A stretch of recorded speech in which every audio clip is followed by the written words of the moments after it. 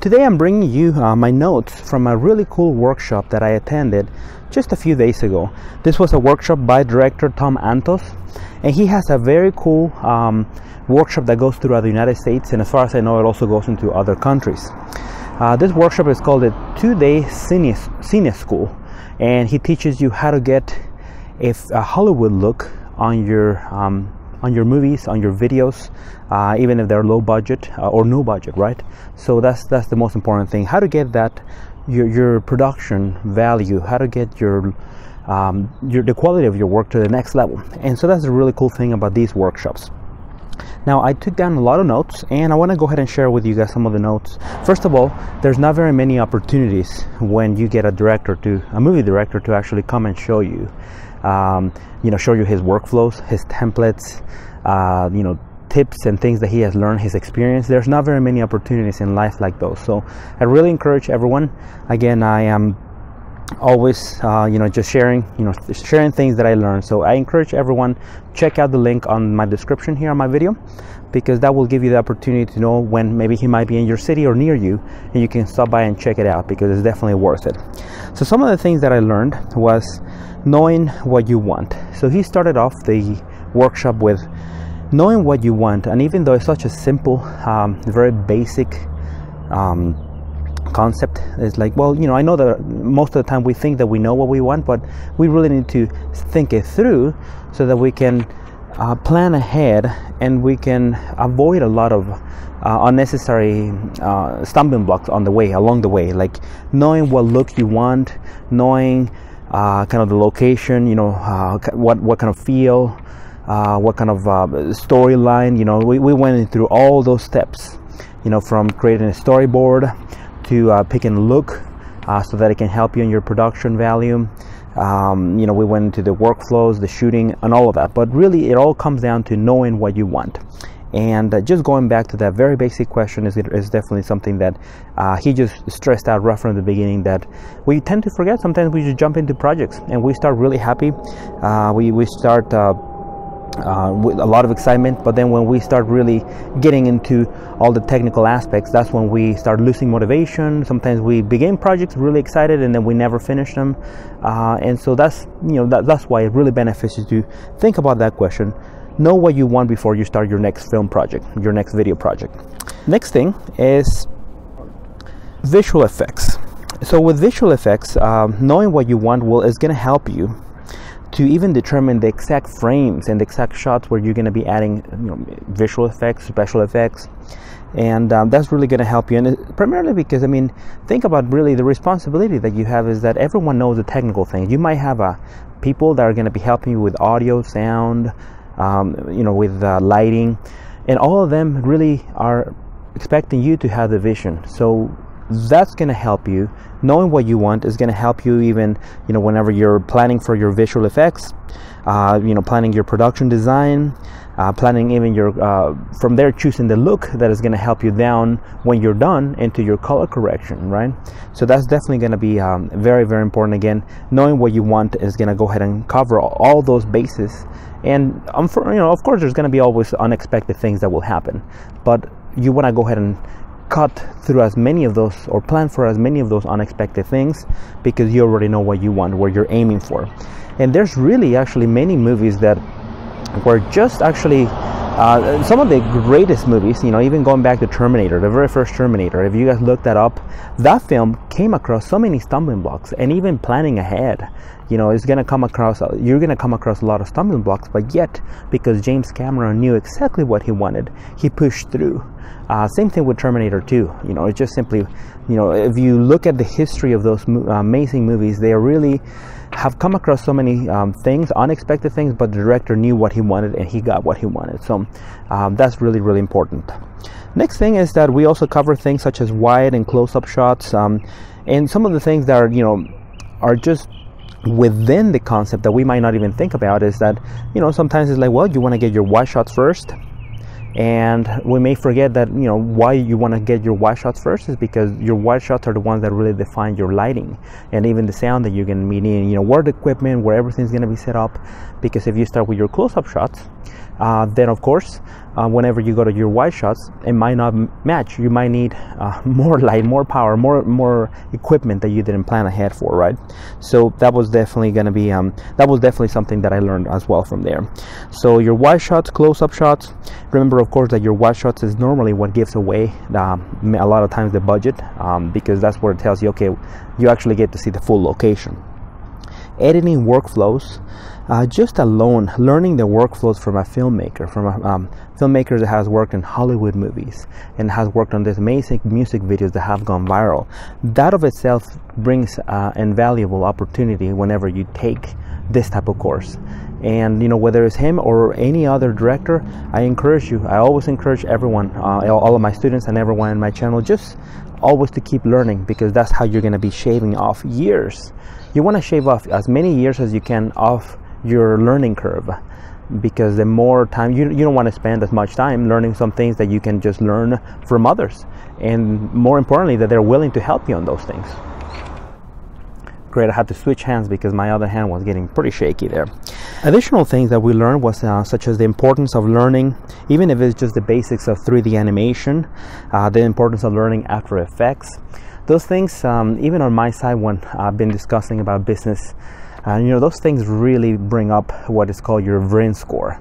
That's definitely, I can expand a lot on that, but you want to have a high VRIN score because that's going to allow you to be more in demand. And Tom definitely talks about that now more than ever, anyone can pick up a camera and shoot, but what production value, why is it that people will hire you? What will they pick your work over others? So that's definitely very, very important. And even understanding the concepts. You don't have to be an expert on 3D animation, an expert on sound, sound expert, lighting expert. You will have people to do that, but you want to at least know the tools that will solve the problems, because sometimes, and that happens very often, even directors such as James Cameron, Steven Spielberg, they pick up the camera and they shoot. I remember that I recently was I was reading a little bit more again. I always review my notes, but some of my notes about Terminator 2, James Cameron said no one wanted to shoot the part where the helicopter goes under the tunnel, so he picked up the camera and he shot it, and then of course the crew just followed. But sometimes for those situations, the reason that you want to know, and you want to know at least the very basics on these 3D animation, After Effects, sound, lighting, is so that you can not only project and tell people, communicate your direction, but sometimes you just need to pick it up and just do it, because what if you're the only person? What if you just need to get a shot and your crew's not there anymore, and you just thought about the shot in the middle of the night, which is for your movie?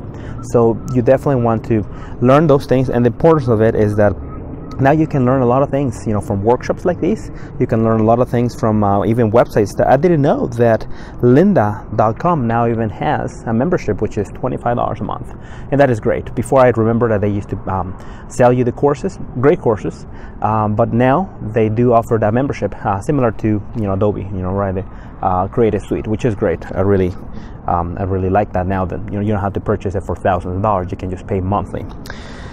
Color correction can hide small editing or animation visual effects flaws. That was another great point that I learned from Tom.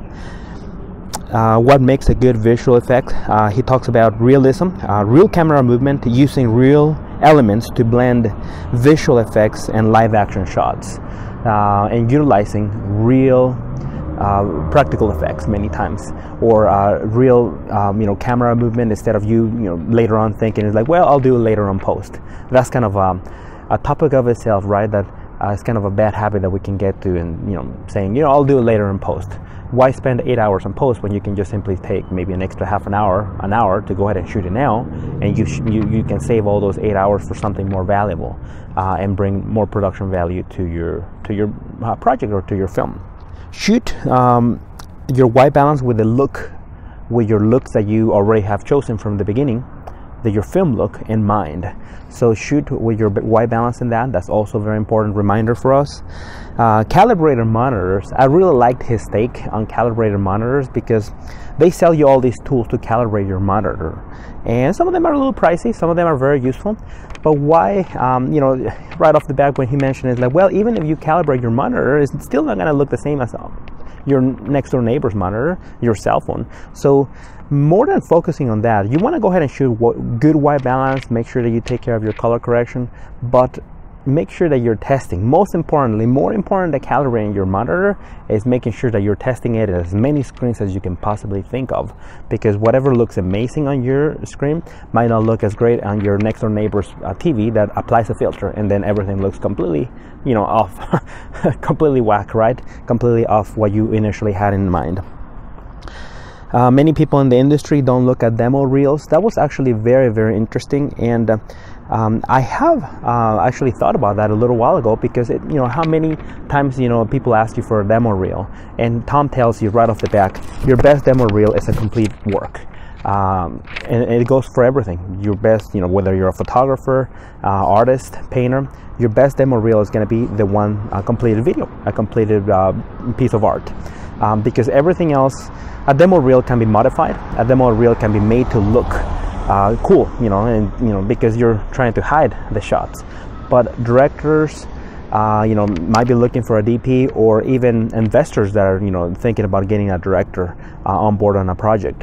They're going to be looking at your completed work, because they want to make sure that you can pull off good work when it's controlled environments, and good work when it's non-controlled or when it's fast, quick-paced environments, because not everything goes perfectly in production in sets. And so they want to make sure that you can pull off everything. You know, you can pull off good quality work and consistent quality work. Keep things within schedule. Very important quote from Director of Photography Shane Hurlbut. That was, you gotta learn when the train has left the station. And so that's, if you guys just look that up, you know, that was definitely, you know, very good learning experience from him, of course, from Terminator 3 there. And so that was a good quote that I wrote down. Audio recording, get as close as you can to your talent, of course, because it is said that sound carries up, so you want to get as close as possible. Of course, we talked about camera movement and giving camera movement a purpose. Don't just shake around, and you know, even if you have a stabilizer, you know, you have Steadicam, not because you have the tool, you want to be utilizing it all the time. And this is something that I teach a lot of my students when it comes down to Photoshop, because not because you can do the effects, you have the filters, you want to apply them to your photos and do all these crazy looking things all the time. That is not to discourage creativity, but that is simply to keep you on track, that to keep creating your art, to keep creating your work. And sometimes we just focus on the tools, we focus on the effects, we focus on those things that are just simply gonna overdo it. And so it is very important that if camera movement wise, you know, when we're talking about that, make sure that there's a reason for your camera to be moving, because as Tom mentioned, anytime that you move your camera, you're making people think. So like me, if I go like this, you guys are gonna start kind of looking behind me, and I'm making you guys think, right? So you want to go ahead and always have a purpose for that. And of course, my purpose right here is that I'm walking. I'm walking around, I'm taking a little bit of my walk, my daily walk, a little bit of exercise, and then shoot my video. If weather moves in on you, there was a question somebody asked, if weather moves in on you, like you plan for a shoot and all of a sudden it starts raining, all of a sudden something happens, you know, what is the situation? Do you want to cancel the shoot? So what is the situation? Do you want to go ahead and cancel the shoot, or do you want to just continue shooting? And Tom, right off the bat, he tells you, go ahead and still shoot. It's better to give something than nothing. You don't want to go back to your team and say, you know, well, we got nothing today, we just wait until better weather. And that's just actually a life lesson. There's no better weather. You make your better weather, right? And you might even come up with shots that you didn't even think about, because you know, you would have gotten your clean, good shots, but now you can even get more creative in many situations. So that's one thing that he tells you right off the back, just go and still continue shooting, because getting something is better than nothing, and going back to your crew and telling them, well, we gotta wait now for a couple of days or a day or so. Being a director is pretty much like being a good spokesperson, a good politician in many ways, and that is because you gotta try to keep everyone in your crew happy and moving, and production moving. You got to learn how to diffuse conflicts, you know, how to have good people skills, and that was never to lose your temper. That was something very important that he stressed on. So that was really, really valuable information. And again, he shared some anecdotes, just all those personal anecdotes, all those personal experience situations. That of itself is worth, you know, going into workshops like these. how to achieve the film look and how to stand out. Those were some of the things that also you're going to learn in this type of workshops. And there's way too many notes that I took. I actually took down like about, maybe like 10 different sections on my notepad there of notes. So it was definitely worth it. Wanted to go ahead and share these tips with you guys. And always think about, when there's a professional, there's a professional, that I may want to go ahead and go to one of his workshops soon. That workshop is about $1,000, things of that nature. That is all investment in you. And how many times do you really get that opportunity? Always think about that. You can read all the books that you want, but if you have an opportunity to go to a workshop, whatever it is, your artwork, your art form, definitely I recommend for you guys to just jump in, invest in yourself, because just like in any business, if somebody was to tell you, you will get guaranteed 1,000% return of investment on this project, on this business, will you do it? And really, anyone in the right mind will say, yeah, if it's guaranteed, I'll do it. And the interesting thing is that many times we don't think about that in terms of our knowledge and understanding and skill sets. So we definitely want to go ahead and be shifting towards that. And let's make 2016 that year, when you learn new things, when you take your production value to higher levels. And where you actually are investing it. As one of my mentors says, as you start betting on yourself. So I hope that you guys find this useful. Next, I'm going to go ahead and put a couple of questions that I asked Tom. Actually, it's one question, but then he's going to be sharing with you guys a little bit more about his workshop as well. Thanks so much for watching, and I'll see you next time. So I'm here with Tom Antos, and we're actually in his workshop that we have that he has here in Arizona, in Phoenix. And I just wanted to go ahead and real quick catch him in this break that we have. Just ask him one quick question. And first of all, how you doing, Tom? I mean, how's your experience so far here in the Arizona weather? The weather is great, can't complain about that. And it's, as far as Arizona, I haven't really seen much outside of this resort area here, but it's what I've seen is good. Yeah. That's great. I'm glad to hear, and thank you so much for putting this together. Now, just a quick question. If you were to go back and look back at yourself, maybe when you began your career, what would be the one thing that made the biggest difference that you would tell yourself, study this, learn this, or focus on this, that would make a big difference in your career as a filmmaker? I would just say, try to get as much experience as you can, and don't worry about the money, because as a filmmaking, any kind of art kind of related career, the money will usually come, but only if you get you love what you're doing. Because when you love what you're doing and you concentrate and you just do it, you're gonna get better. And like I said, then along with that, everything will follow.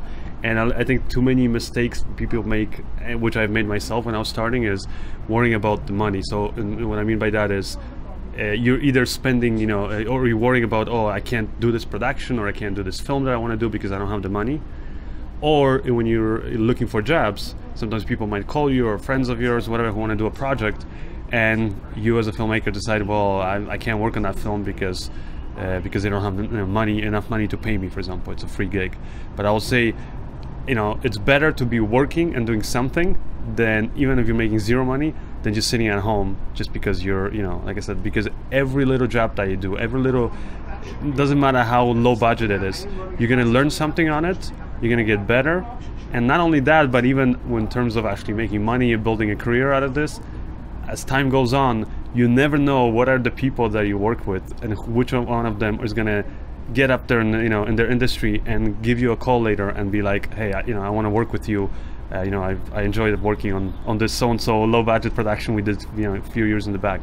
I've had that happen to me where, like I said, I've worked on, I was available, somebody called me up, and I liked their idea. But then they said I have zero money, and I was like, well, you know what? Okay, I'm still cool with it. Otherwise I'm just going to be sitting home. I worked with them, and then, like I said, 2 or 3 years, sometimes 5 years later, they give me a call. Hey, Tom, I got this big gig. I want to work with you, and things. So things like that pay back. I think pay off in time, as long as, like I said, you give something of yourself, and like I said, give you something of yourself to the world. So. And through that you can get better at anything, right? Whether it's filmmaking or anything, it's just the best education for anything is to actually do it. And that's why, with filmmaking, best way to do it is, like I said, just do any kind of project that you can get your hands on. Wow, thank you so much for that. That's very, very true. So just simply In other words, just stay focused on your art and just keep on doing it, whatever projects come up, and just focus on getting good on your art. Yeah, like don't turn down jobs just because you think they're too low budget or they're kind of beneath you and stuff, you know, just because based on money, I'm saying. Or if yourself, for example, want to produce a film, but then you go, okay, I have $5 in my pocket, we'll try to make a film for $5, right? You can do that. It's just, like I said, it's gonna in a way force you to be more creative. Right. And it's better to do that and have a film that with a $5 budget than have nothing in your, you know, because you just decided, well, I can't do it because it's too little money, and you just sat at home. Wow, that's great. Thank you so much. And No problem. tell us just a little bit, you know, so that people know more about your workshops and, you know, what city are you heading out next? And next city is Dallas, and this is a 2-day Cine School. So you go to 2dayscineschool.com. You can register, buy tickets, and it's 2-day filmmaking workshop. First day is visual effects editing, and then the second day is the hands-on kind of workshop with the camera. We're setting up a scene from one of my films, and yeah, that's it. Great, thank you so much. Appreciate it. Right.